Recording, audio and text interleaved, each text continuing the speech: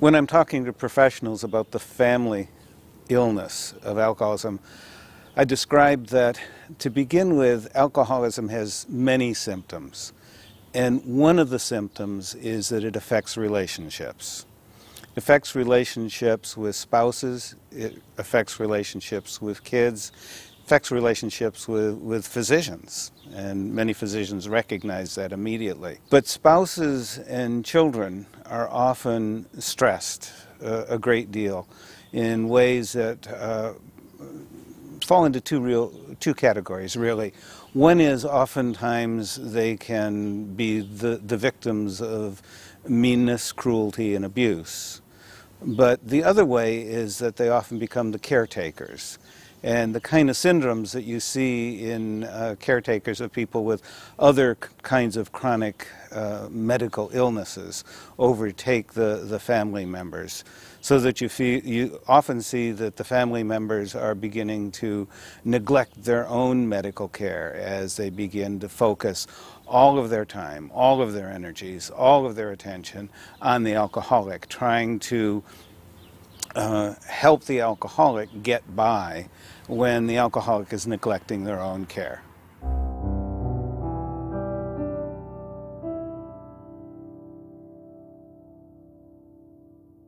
Denial is the number one thing, it's the number one feature of the disease of alcoholism. And with the denial becomes the ability to blame. And so in a family where there is alcoholism present, blame is always a key factor within the family. The alcoholic wants to blame everybody else for their behavior, wants to blame everything on other people so they can justify continuing to drink.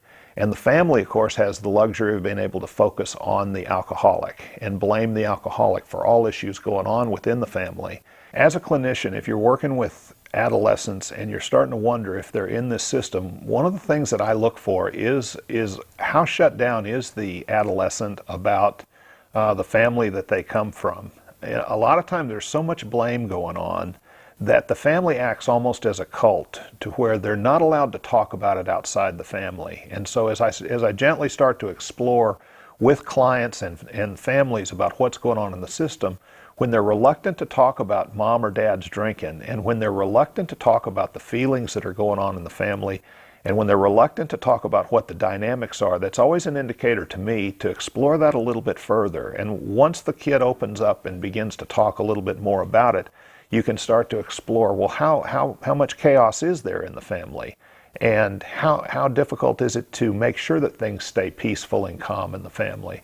And generally by that time, if you can get them talking about that, then the kid will start to explain where the chaos is and how much work they're having to do to try and manage the chaos within their family to keep everything from blowing up at any given moment. And they find out, the clinician will find out that they're actually spending a lot of time trying to keep things on an equilibrium basis and keep everything equally within the family. They are good candidates to go to Alateen.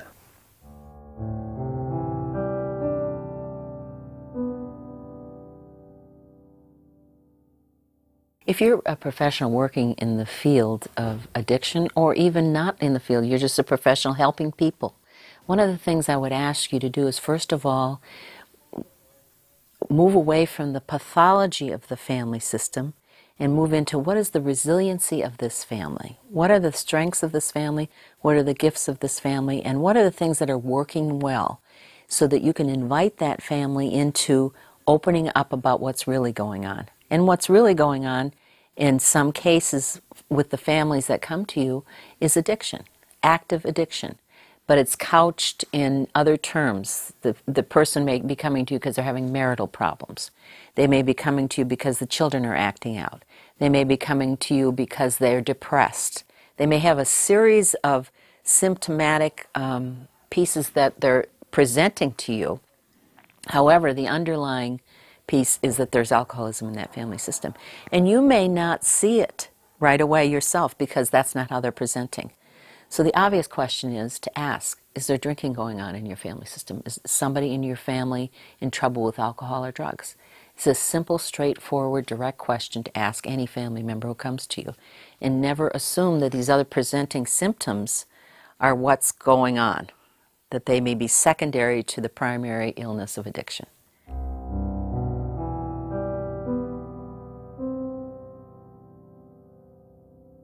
alcoholism can live far past when the alcoholic decides to put down the drink.